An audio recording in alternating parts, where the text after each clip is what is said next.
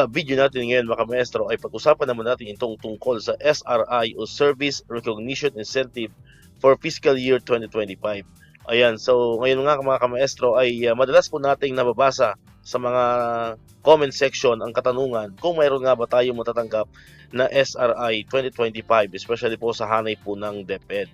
Ayan, so wala pa pong nakakaalam ano po mga kamaestro kung meron ba or wala. Pero consistent naman po simula ng ibigay po yung SRI na yan na kung hindi po tayo nagkakamali, ito po yung nagsimula noong 2020 or 2021 sa panahon po ni Pangulong Duterte, doon po yan nagsimula.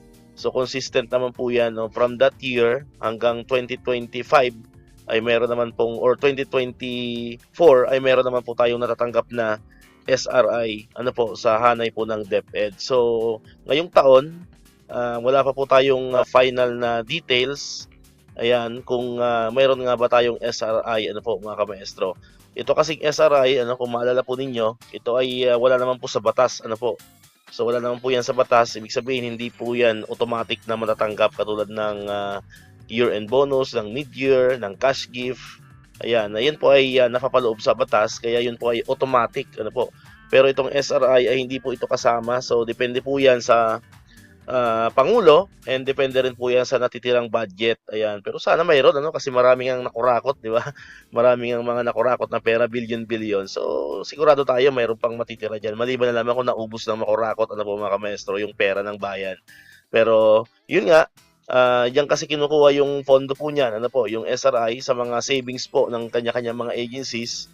Ayan, diyan po yan kinukuha, po. Kung maalala po ninyo, every year, yan po yung binabalita po natin. So magkakaroon lamang po tayo ng SRI kung magkakaroon po ng AO, ang Pangulo, yung Administrative Order, po, para mapagtibay na tayo po ay mayroon ng SRI. So, yun po yung aantayin natin, So, kadalasan niya naman po ay ipinapalabas tuwing Disyembre. Ayan, last year, nalimutan ko kung anong date yun ipinalabas. Basta yun po ay December. Sa next video natin, i-review natin kung anong date nga ba inilabas yung SRI last year, po, yung 2024. Pero sure po tayo na yun po ay December ibinaba. Then, parang December din natin nakuha, Comment nga kayo dyan, yung mga nakakaalala kung kailan ba natin nakuha yung ating SRI. Pero alam ko December din natin nakuha yung SRI last year, po. Basta yun lang naman, sa history naman ng SRI, ang releasing yan, kung hindi December, kung nalilate man, January, po. Pagbalik natin ng January, 2nd week, 3rd week, ayan. Ganun lang naman po yan naglalaro. Pero most of the time, ang SRI naman po ay natatanggap talaga tuwing December. So yun po yung abangan natin, Yun yung abangan natin.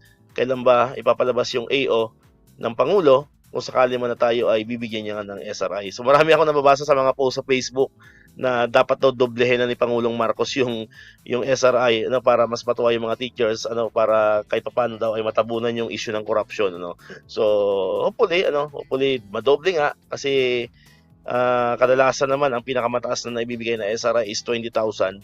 Ayan, so marami ako nakikita dapat daw gawing 40,000, 30,000. So yun, bahala na diyan ang Pangulong Marcos, ang BBM kung dodoblehin niya ba yung ating SRI, po. Sana ay hindi magulo yung kanyang utak. Kasi 'di ba, marami mga issue na ibinabato sa kanya ngayon.